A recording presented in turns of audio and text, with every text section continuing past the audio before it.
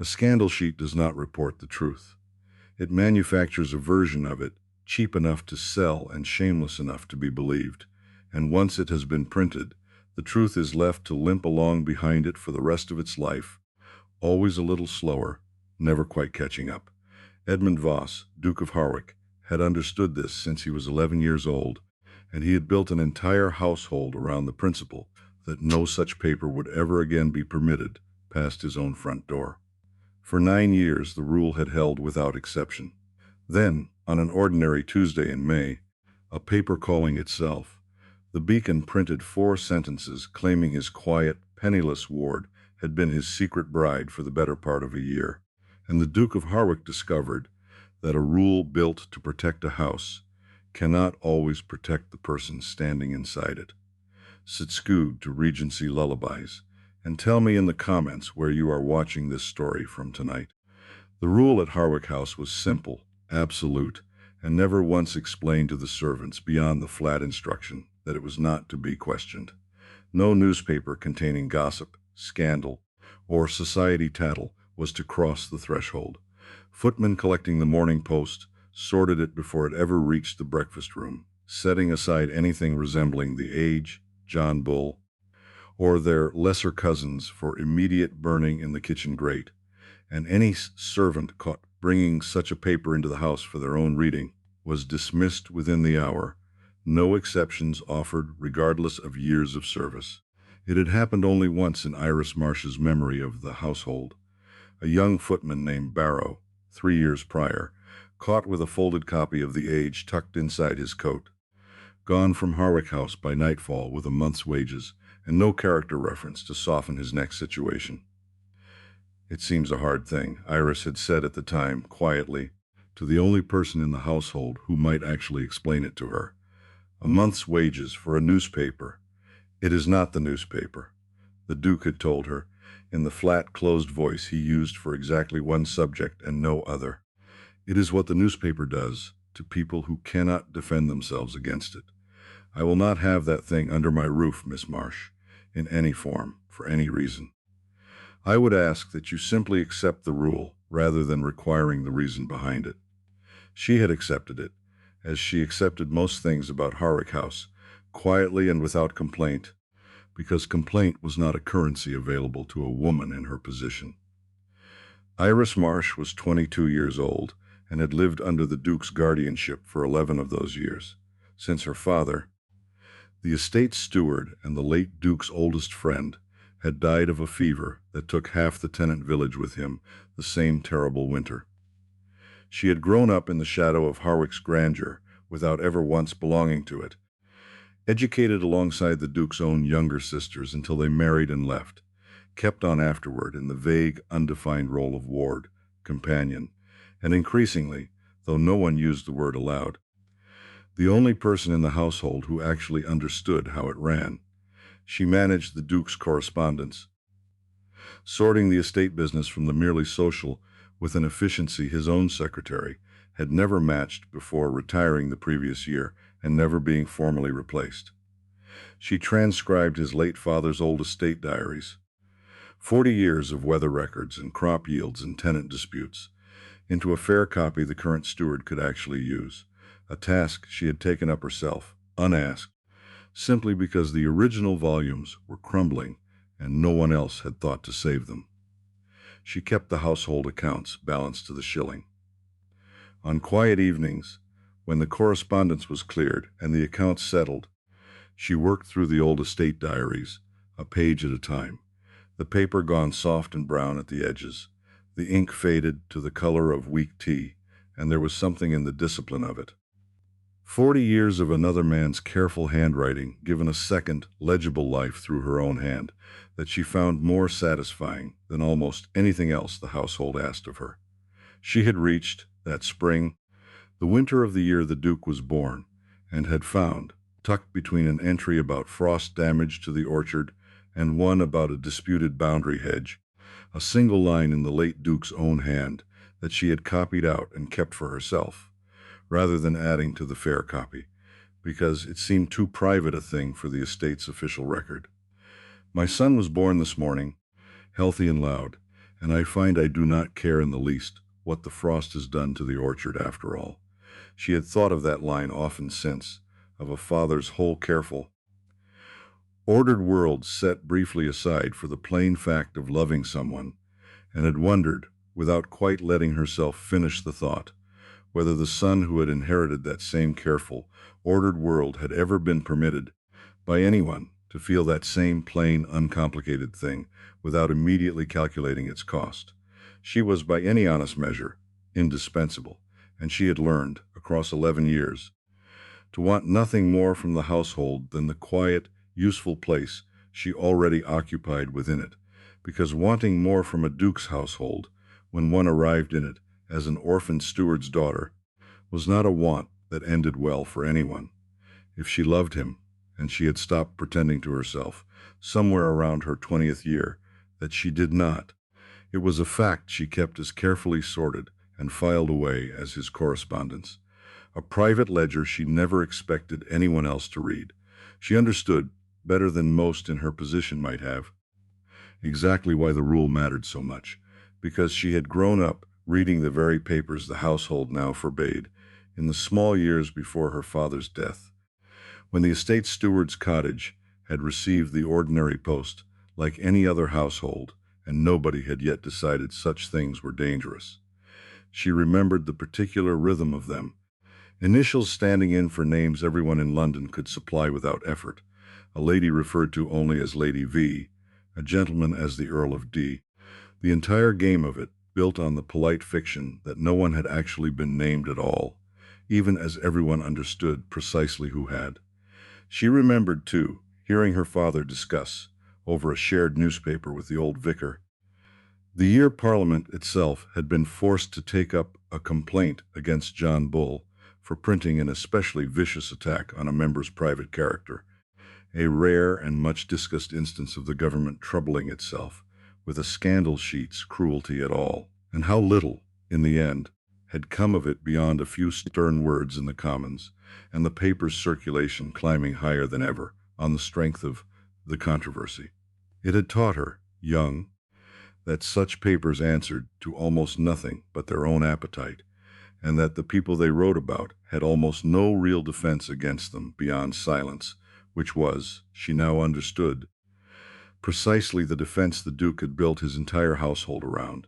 She remembered, too, the particular helplessness in her father's voice describing it, a grown man, respected in his own sphere, shaking his head over the fact that the government of England, presented with a clear and documented case of a paper attacking a sitting member's private character, had managed nothing more than a few stern words spoken in the Commons before the matter was quietly allowed to lapse. If Parliament itself, with all its power to summon and to punish, could not force such a paper to answer for a lie, Iris had understood even as a girl that an ordinary person, titled or otherwise, stood no real chance at all. The only defense that had ever actually worked, in every account she had ever heard, was never being interesting enough to attract the attention in the first place. And she had spent 11 years at Harwick House, cultivating precisely that kind of quiet unremarkableness, without ever once realizing, until the Tuesday the Beacon proved her wrong, that she had failed at it rather more completely than she had assumed.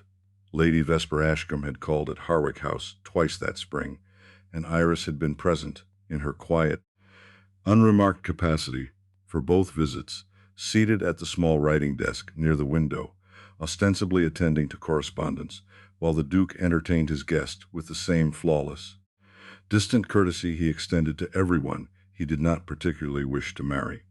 Lady Vesper was, without question, a handsome woman, dark-haired, confident, dressed always in the exact shade of blue that best suited her coloring, and she had the particular gift, honed across 2 seasons of determined pursuit, of steering nearly any conversation back toward the subject of the Duke's evident need for a wife capable of managing so grand a household. "You cannot mean to leave the running of Harwick to a ward forever, your grace," Lady Vesper had said, on the second of those visits, with a small, pointed glance toward the writing desk that Iris had felt land against the back of her neck like a physical touch.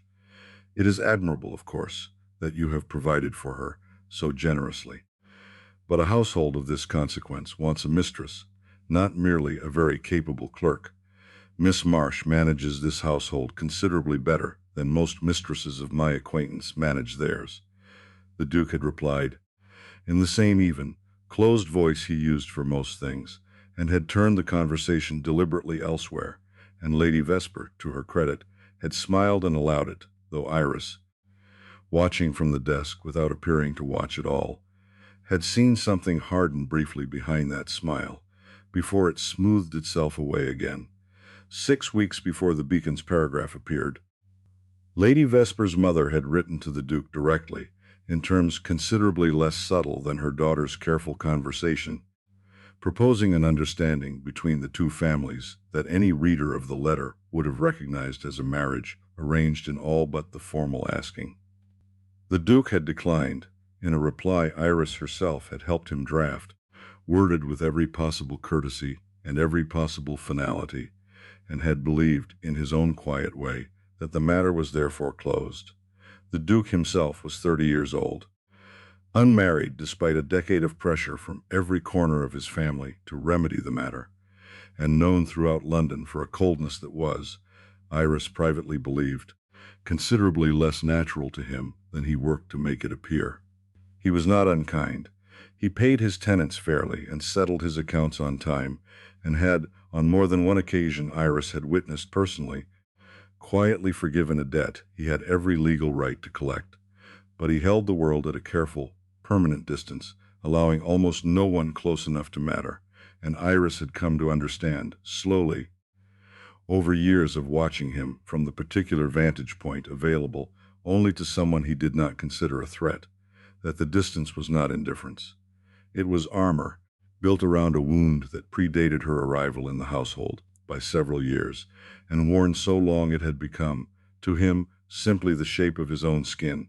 She learned the source of it only once, and only by accident, 3 years into her time at Harwick House, when she had found the Duke's elder sister, Lady Beatrice, weeping quietly in the old nursery over a letter that had arrived that morning, an invitation to a wedding she had declined to attend.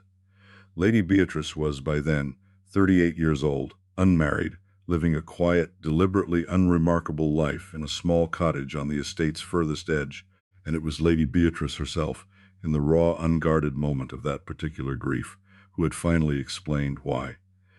"There was a paper," Lady Beatrice had said, "when I was 17, a blind item, they called it, no name printed.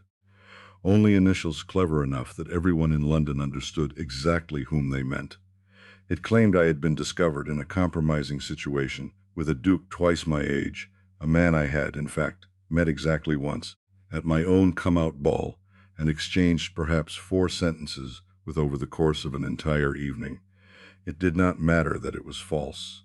By the time anyone troubled to establish that, my season was over. Every family who had shown the slightest interest withdrew it within a fortnight. I have had, since, exactly 1 offer of marriage in 21 years, from a man considerably my social inferior, who made it plain he considered the arrangement charity, and I declined it, because I had rather remain alone than spend my life being reminded daily that I was fortunate anyone would have me at all." Iris had never repeated the story to the Duke, and had never needed to. She understood, from that single conversation, precisely why the rule at Harwick House existed, and precisely why it would never be relaxed for any reason the Duke considered rational, and she had, until the Tuesday in May when everything changed, believed herself entirely safe from ever testing it. The trouble began, as trouble so often did, with something entirely innocent. The estate's spring accounts had come due, and the current steward, a capable but slow-moving man named Coulter, had fallen behind in preparing them for the Duke's review.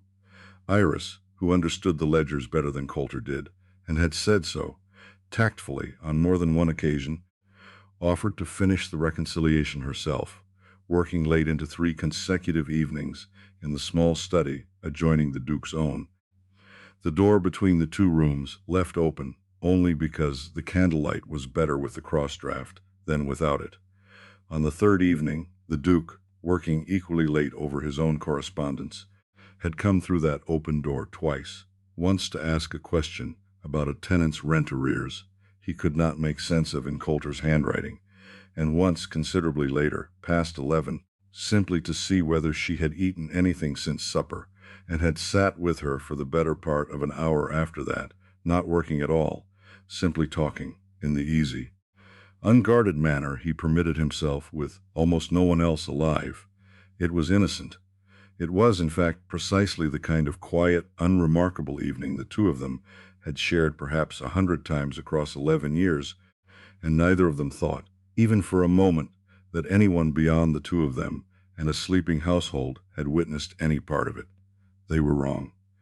A housemaid named Effie Larkin, passing the study window on her way to bank the kitchen fire, had seen the Duke enter Iris's small room past 11 at night, seen the two of them seated close together over the candlelight for the better part of an hour, and had mentioned it 3 days later to her sister, who was in service at a house 2 streets distant, who had mentioned it, in turn, to a lady's maid of her acquaintance who happened to know, through channels neither Effie nor her sister could have traced, a gentleman who wrote occasional paragraphs for a Sunday paper calling itself The Beacon, a publication cut from precisely the same cloth as The Age and John Bull, though considerably younger and considerably hungrier for the kind of story that sold copies.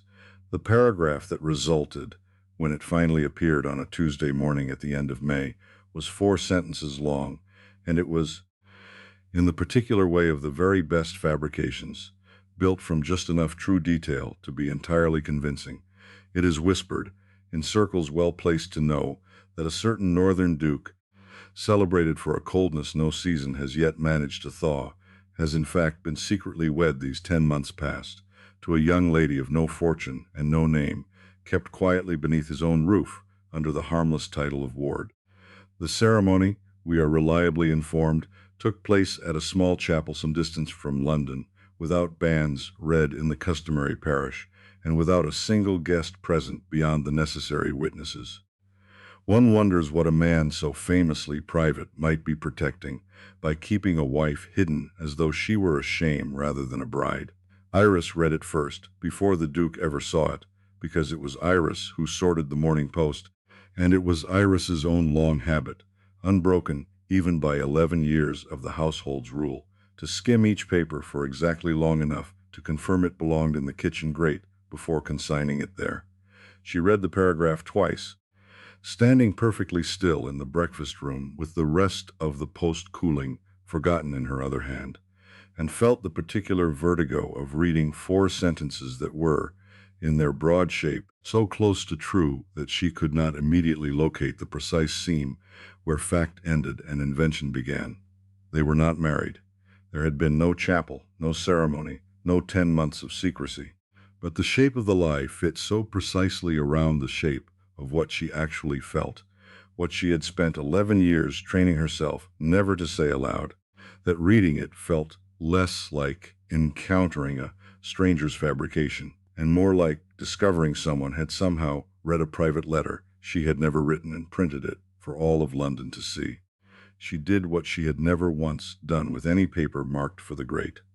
She folded it small and tucked it into her own pocket, and said nothing at breakfast, and spent the whole of that day trying to decide whether protecting the Duke from ever learning of it was an act of loyalty, or simply one more small, careful lie added to the household's long habit of them. She managed it for exactly 1 day. On the Wednesday, the Duke returned from a morning call at his club, with a face gone the particular gray of a man who has just heard something spoken of by 3 separate acquaintances before he had any notion it existed at all, and found Iris in the small study, and did not need to ask whether she had already seen it. "You knew," he said. It was not an accusation, quite. It was worse than that, a kind of flat, wounded disbelief. "I read it yesterday morning," Iris said. "I did not know how to tell you.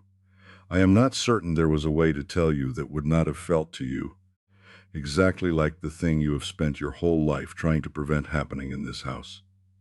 The Duke sat, heavily, in the chair across from her desk, and for a long moment said nothing at all, and Iris watched something break open in his face that she had seen only once before, in the raw, unguarded memory of Lady Beatrice weeping over an old letter in the nursery. He did not burn the paper. That, more than anything he said in the hour that followed, was the detail Iris found herself turning over long afterward. Every scandal sheet that had ever crossed the threshold of Harwick House in 9 years had gone directly into whichever grate was nearest, without exception, without a second glance, and this one, the single most dangerous paper the household had ever received, the Duke folded once, carefully, along its original crease, and locked into the small top drawer of his writing desk instead. The drawer, Iris knew, held nothing else beyond a miniature portrait of his late mother, and 2 letters from his father he had never once shown to anyone. She said nothing about it at the time. She only noticed and filed the noticing away, the way she filed everything else she did not yet understand well enough to speak of aloud. "They have done to you," he said finally, "precisely what they did to my sister. Invented a story close enough to something true to be believed, printed it without a name attached, so that no one can be sued for the invention, and left you to spend the rest of your life either denying something false or living inside a lie you never chose. It is not precisely the same," Iris said carefully. "Lady Beatrice's story was invented from nothing at all, a lie built on 4 minutes of polite conversation at a ball. This one is built from something real, Your Grace. We were in this room together, late alone. Effie Larkin saw exactly what she says she saw. She has simply supplied the wrong ending to it." The Duke's head came up sharply. "You think there is a right ending she ought to have supplied instead?"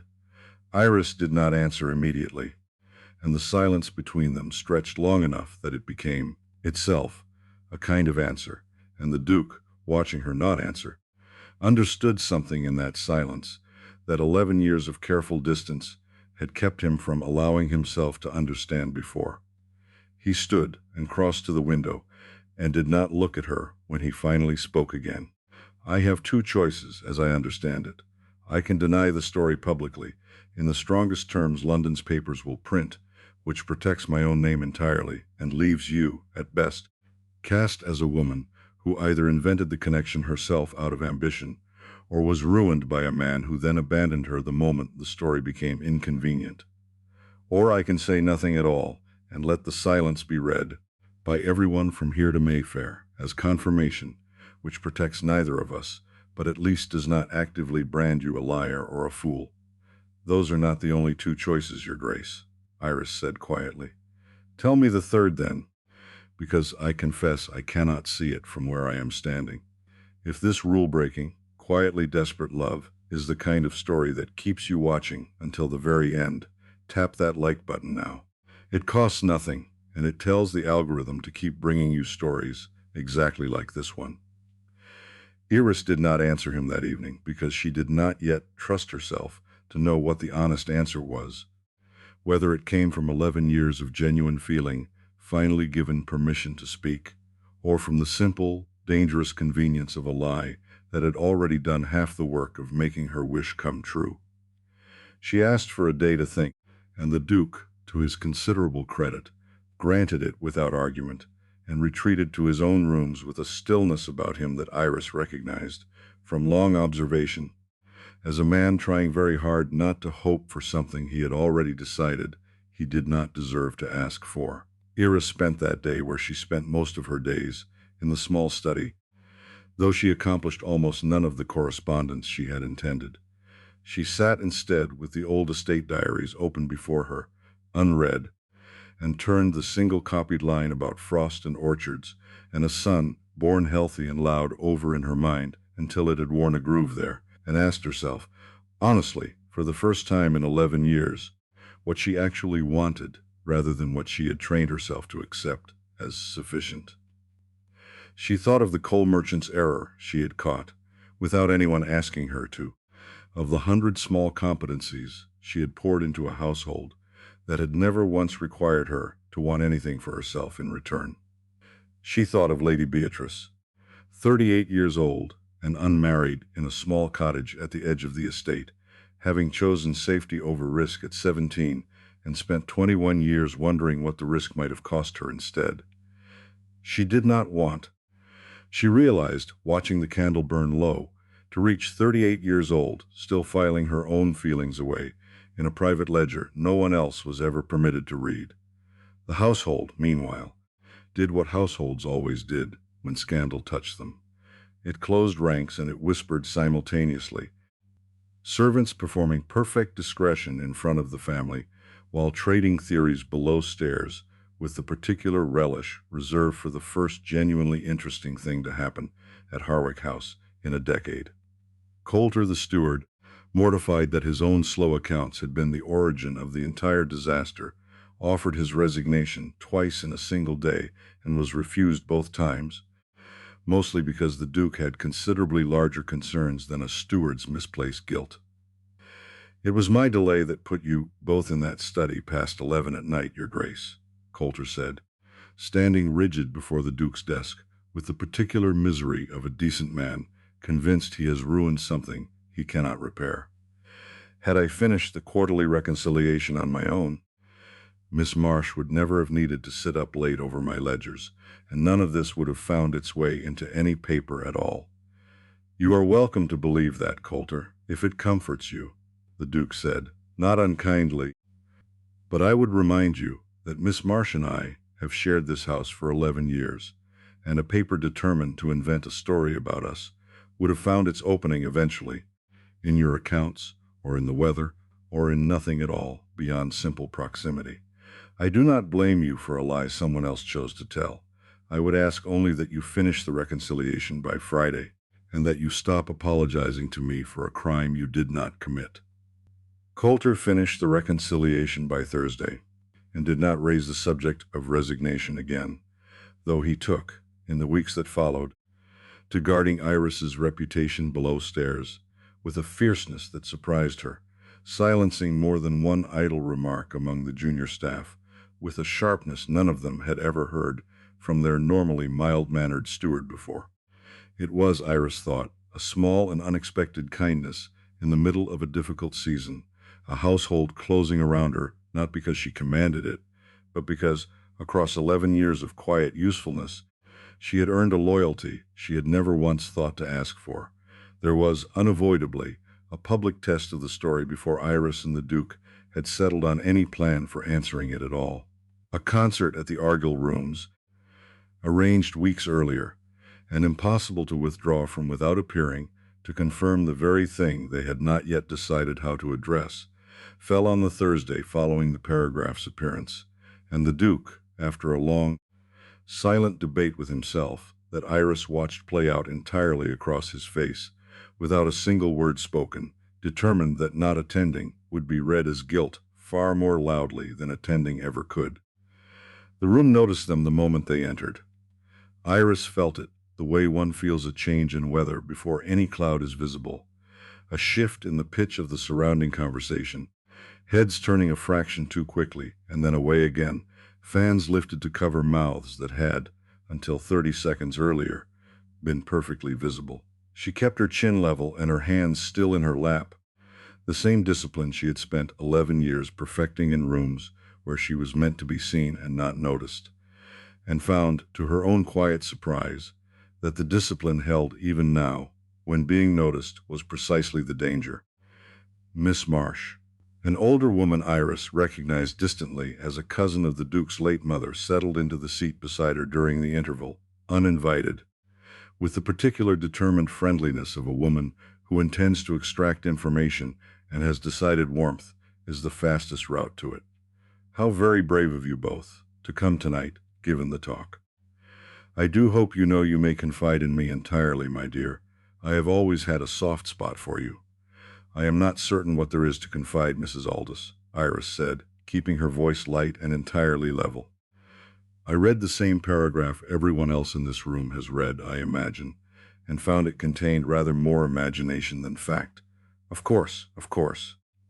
Mrs. Aldous patted her hand in a manner that managed to be simultaneously comforting and entirely unconvinced. "Though one does wonder, does one not, why a paper would print such a specific claim if there were nothing at all behind it. They do not generally trouble themselves to invent an entire chapel out of whole cloth. Across the room, the Duke had been intercepted by two gentlemen of his acquaintance, who were, with rather less subtlety than Mrs. Aldous had managed, attempting to work the same question into ordinary conversation, and Iris watched him field it with the flawless, closed courtesy that had carried him through a decade of seasons, giving away nothing, confirming nothing, denying nothing, directly enough to sound defensive. It was, she thought, watching him do it, exactly the performance Lady Beatrice had described her own family retreating into after her ruin, and it did not feel, from where Iris sat, like a performance built to protect anyone at all.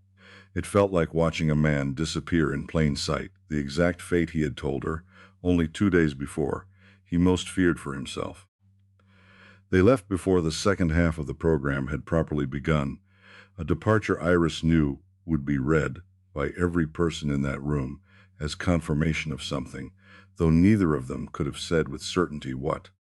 In the carriage home, the Duke sat in silence for the length of 2 streets before speaking at all. "I watched you manage Mrs. Aldous," he said. "Considerably better than I managed Lord Fenshawe and his friend, I think. You did not once let your composure slip." "I have had 11 years of practice not letting my composure slip in this household, Your Grace," Iris said. "It was, until this week, the entire foundation of my usefulness here." "I am beginning to think," the Duke said quietly, watching the dark streets past the carriage window, "that I have asked a great deal of your composure over the years, and given very little thought to what it cost you to maintain it." It was Iris herself, working through the tangle of who could possibly have carried the story from a housemaid's idle gossip to a paper's front page, who first identified the missing link that turned an accident of proximity into a deliberate act of sabotage. Effie Larkin's account, repeated below stairs, and eventually reaching Iris through her own lady's maid, had described the evening in the study with a level of specific, damaging detail, the exact hour, the particular closeness of their 2 chairs, a detail about the Duke's hand briefly covering Iris's own over the ledger, that Effie herself, glancing through a window from the garden path, could not plausibly have observed with such precision. Someone had embellished the account before it ever reached the paper, and Iris, turning the possibilities over across a sleepless night, arrived eventually at a name she did not want to consider, and could not, once considered, dismiss.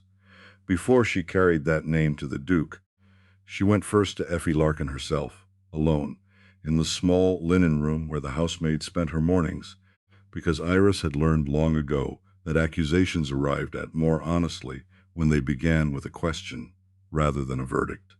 Effie was 17, round-faced, and clearly terrified the moment Iris closed the door behind her, twisting a pillow slip between her hands hard enough to crease it. "I never meant for it to go anywhere, Miss Marsh," Effie said, before Iris had asked a single thing. "I only told my sister what I saw through the window, the candle and the 2 of you sitting close, because it seemed a sweet sort of thing to tell her. Nothing more than that. I never thought it would end up printed." "I do not believe you meant harm by it," Iris said gently, and watched the girl's shoulders drop half an inch with relief.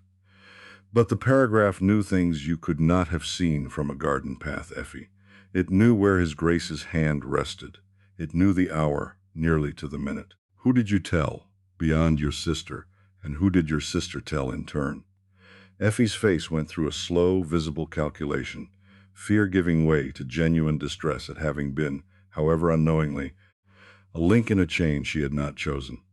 "My sister's in service 2 streets over, Miss Marsh, at Lady Ashcombe's own house. She's friendly with her ladyship's own maid, has been for years. They take their half-days together. I never thought past that. I never thought a fine lady's own maid would carry tales to a newspaper man. It was not proof a court would have accepted." Iris understood that, even as Effie said it, a housemaid's chain of gossip was a fragile thing to build an accusation upon. But it confirmed, entirely, the shape of the suspicion she had already carried to the Duke, and it did something else besides, something Iris had not expected to feel amid all the anger and fear of the previous days. It reminded her that the paragraph which had nearly ruined her had begun not in malice, but in an ordinary housemaid's harmless affection for a sweet thing she had witnessed, twisted into a weapon only by hands considerably more deliberate further up the chain. She thanked Effie, told her plainly she was not to be blamed for what others had done with an innocent story, and left the girl considerably less frightened than she had found her. Lady Vesper Ashcombe was a widow of considerable fortune and considerable ambition, 31 years old, strikingly handsome, and for the better part of 2 seasons, the woman every corner of the ton had confidently predicted would eventually become the next Duchess of Harwick, an expectation she had done everything in her considerable power to encourage, and the Duke had done everything in his to politely, permanently decline. She had called at Harwick House twice that spring, on the flimsiest of social pretexts, and on both occasions Iris recalled, now that she was actively searching her memory for it, a lady's maid accompanying her, whom Iris had not recognized from any previous visit, a woman who had spent an unusual amount of time below stairs on both occasions, ostensibly waiting for her mistress. In fact, Iris now suspected, listening. She brought the theory to the Duke on the second evening, not as certainty but as the only thread worth pulling, and watched his expression harden into something considerably colder than the wounded gray of the day before. Vesper, he said, and there was no question in his voice, only a kind of grim, settling confirmation. I turned down her mother's very direct invitation to call more particularly upon her, 6 weeks ago now, in terms I believed were kind, but were evidently not kind enough. If she cannot have the match she wanted, it would be entirely in her character to ensure no one else has it either, particularly not a penniless ward with no family to defend her. You cannot prove it, Iris said, not without ruining an innocent maid's position for gossip she may only have overheard rather than invented herself, and not without accusing a lady of considerable standing of a crime she will simply deny with every advantage of birth on her side. No, the Duke agreed, and then, after a moment's thought, added, but I do not require proof for a call. I require only my own curiosity, and Lady Vesper has never once turned away a duke who wished to speak with her. He went alone the following afternoon, and told Iris nothing of what passed between them beyond a single line, delivered that evening with a grim satisfaction he did not trouble to disguise. I told her I had come to thank her, he said, for reminding me, entirely by accident, of something I had spent 9 years too cautious to say aloud. I told her I intended to marry the woman her paragraph named, and that I hoped, whoever had actually carried the tale to that paper, they had found the exercise worth whatever they were paid for it, because it had cost them the one thing they were presumably hoping to gain. She did not confirm anything. She did not need to. I have known Vesper Ashcombe 3 seasons, Iris, and I have never once seen her go quite that particular shade of white over a piece of idle gossip that had nothing to do with her. You baited her, Iris said, without accusing her of anything a court could touch. I baited her, the Duke agreed, and I find I feel not the slightest guilt over it, which means the only answer left to us is not proof at all. It is simply the truth, made so publicly and so permanently undeniable that it no longer matters who started the lie or why, because there will be nothing left for the lie to distort. What do you mean? I mean, the Duke said, and crossed the small distance of the study to stand directly before her chair, closer than the 11 years of careful propriety between them had ever quite permitted, that I have spent 9 years building a house with no room in it for the truth about how I feel, because I watched what happened to my sister when the truth, or something close enough to it, was handed to strangers to interpret, however served them best. I built the same silence around myself that ruined her, without ever once considering that silence is its own kind of ruin, slower, quieter, but no less complete. I do not intend to answer the beacon's lie with another silence. I intend to answer it with something true enough that no one, not Vesper, not the whole of London, will ever again be able to make of it whatever they please. Iris's breath had gone shallow and quick, and she made herself hold perfectly still, because she had learned, across 11 years of wanting something she believed she could never have, exactly how dangerous it was to hope too soon. Your Grace, I would ask you to be entirely certain before you say whatever it is you are about to say. I do not wish to be a decision made out of guilt, or out of spite toward Lady Vesper, or out of 9 years of grief, finally finding somewhere convenient to land. I would rather remain your ward, quietly for the rest of both our lives, than be the answer to a scandal instead of the answer to an actual question. Something in the Duke's face, hearing that, softened into an expression Iris had genuinely never seen him wear before, not toward her, not toward anyone. Then let me ask you the actual question properly, Miss Marsh, and you may judge for yourself whether guilt or spite has any part in the answer. He drew a chair close to hers, and sat so that they were level, eye to eye, the old formal distance of guardian and ward entirely absent from the space between them. I have known you for 11 years. I have watched you manage a household that would exhaust 3 ordinary secretaries, without complaint and largely without thanks. I have told you things about my own family, my own fear, my own considerable failures of nerve, that I have told no other living person, because you were the only person I trusted not to use them against me later. I did not fall in love with you on a Tuesday morning because a newspaper suggested I ought to have. I believe I have loved you for a considerable number of those 11 years, and simply lacked the courage to say so, because saying so meant risking the one room in the world where I had never once had to perform for anyone. Edmund, Iris said, using his given name for perhaps the 3rd time in 11 years, and found she could not immediately manage anything further than that. I am not asking you this because I am frightened of what London will say if I do not, he continued, watching her face as though it were the only steady thing left in the room. I have been frightened of what London will say for 9 years, and I have built a very comfortable, very empty life out of that particular fear, and I find, sitting here with you, that I would rather risk every scandal sheet in England than spend 1 more year of my life pretending I do not know exactly what I want. I want you to manage this household, not because Coulter is slow with the accounts, but because it is your household as much as it has ever been mine in every way that matters, and I should like the law to finally agree with what has been true for years. I want to stop watching you leave this room every evening and wondering what it would cost me to ask you to stay in it instead. You have never once given me any sign, Iris said, and heard the small, unsteady catch in her own voice, in 11 years, that you thought of me as anything but a very useful ward, because I did not trust myself to give you a sign and be wrong about it, the Duke said. You had no family beyond this house, Iris, no fortune, no other roof to go to if I misjudged what you felt and made your position here impossible afterward.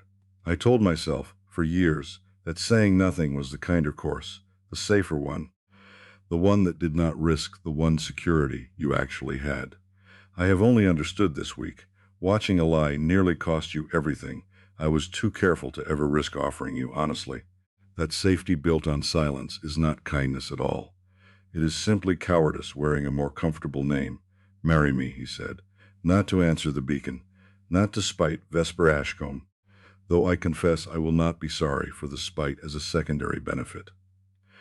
Marry me because I am asking you honestly, in a room with the door open and half the household almost certainly listening at it, precisely the opposite of everything that paper accused me of hiding.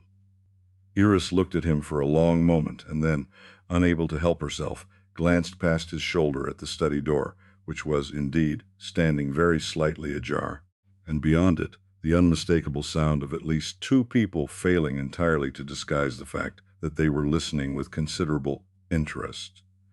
Your household is listening, Your Grace. Let them, the Duke said. I find, for the first time in 9 years, I do not mind in the least being overheard telling the truth. Lady Beatrice came to Harwick House the following morning, summoned by a short note from her brother that had said only that he wished to tell her something in person before she heard it from anyone else. She listened to the whole of it in the same small nursery where she had once wept over her own ruined season, and when Edmund finished, She sat for a long moment with her hands folded in her lap, studying Iris with an expression that was, for the first time in Iris's memory of her, entirely unguarded. "I loved someone once," Lady Beatrice said finally, "before the paper ever printed a word about me. A perfectly unremarkable young clergyman, no fortune, no particular prospects, and I let my family talk me out of even considering him, because I believed at 17 that I had a great many better options ahead of me, and all the time in the world to choose among them. Then the story broke, and every option vanished within a fortnight, and I have spent 21 years since wondering whether I would have chosen differently if I had understood, that young, how rare it actually is to be looked at honestly by someone who wants nothing from you but your company." She reached out and took Iris's hand in both of hers, an unexpected warmth in the gesture. "You are fortunate, Miss Marsh, that my brother did not need a scandal sheet's cruelty to teach him what took my own family's cruelty to teach me too late. Do not let 9 years of his caution make you doubt, for one moment, that what he is offering you now is real. I have watched him not offer it to anyone else for a decade. That silence was never indifference. I promise you, it was simply fear, and fear is a far kinder thing to forgive than indifference ever was. The wedding, when it came, was not the small, secret chapel ceremony the Beacon had invented out of nothing. The Duke was entirely deliberate about that. He arranged instead for the banns to be read 3 consecutive Sundays at the parish church nearest Harwick House, in the ordinary public, unhurried manner the law required and gossip could never claim to have been denied, and he ensured that London's better papers, the ones with actual editors rather than blackmailers, received a properly worded announcement a full fortnight before the ceremony itself, so that by the time the wedding actually occurred, it was the least surprising piece of news any drawing room in England had discussed all season. If watching a lie get answered with nothing but the plain, stubborn truth is satisfying to you the way it was satisfying to write, subscribe now so you do not miss whatever this channel tells next, and share it with someone who still believes honesty wins in the end. The church itself held perhaps 40 people, tenants and household staff filling the back pews, alongside the small circle of family the Duke still claimed, and Iris, standing at the front of it in a gown of pale gold rather than white, found herself thinking, in the strange, suspended stillness of the moments before the vicar began, of her father. He had served this family for 30 years before his death, had been the old Duke's closest friend rather than merely his steward, and Iris understood, standing where she stood, that no arrangement of fate could have pleased him more than the one that had, however improbably, brought his daughter to this particular church on this particular morning. Coulter, restored fully to the Duke's confidence and visibly moved by an occasion he had feared, only weeks before, his own carelessness might have permanently prevented, stood near the back with an expression of undisguised pride, as though the wedding were, in some small part, a vindication of his own account books as well. When the vicar reached the moment for vows, Edmund spoke his in a voice steady enough that only Iris, standing close enough to feel the faint tremor beneath it, understood exactly what the steadiness was costing him. A man who had spent 9 years training his voice never to reveal anything at all, now deliberately, publicly, letting every person in that small church hear precisely how much he meant every word. Effie Larkin had been given a place near the front, at Iris's own quiet insistence, a gesture the girl had not expected and had wept over more than once in the week leading up to the ceremony. "You did nothing wrong that 100 housemaids before you have not also done," Iris had told her, when Effie tried, yet again, to apologize for a chain of gossip she had never intended to forge. "You told your sister a sweet story about 2 people who cared for each other. It was not your fault that someone further along the chain decided to make it ugly. I would rather have you here, seeing how the story actually ended, than carrying guilt for an ending someone else wrote." Lady Vesper Ashcombe did not attend, and was not invited, though she did send, some weeks later, a note of frosty congratulation so carefully worded that its author could later claim, if pressed, that no offense had been intended by any line of it. Iris, reading it aloud to the Duke over breakfast, found she could not summon much feeling about it at all, beyond a faint, distant pity for a woman who had spent so much effort trying to prevent a happiness she could not have manufactured for herself through effort alone. Effie Larkin kept her position at Harwick House. In the end, once it became clear that her original account to her sister had been an act of ordinary, thoughtless gossip rather than deliberate cruelty, embellished by hands considerably further up the chain than a housemaid's, she remained, for the rest of her service there, visibly and permanently more careful about what she repeated and to whom, a lesson the entire household absorbed alongside her, without anyone needing to state it aloud. As for the Beacon itself, the paper that had started the entire business, it printed no retraction and no apology, because papers of its particular character rarely troubled themselves with either. But its editor found, in the months that followed, that a duke who had once forbidden his household from ever mentioning such papers had developed, in their place, an extremely thorough and extremely public habit of correcting them the moment they aired, in letters signed with his own name and printed, at his own expense, in every paper of genuine standing in London. Within a year, the Beacon's circulation had thinned considerably, less from any single act of retribution than from the simple accumulating cost of a man too powerful to intimidate and too honest to successfully lie about ever again.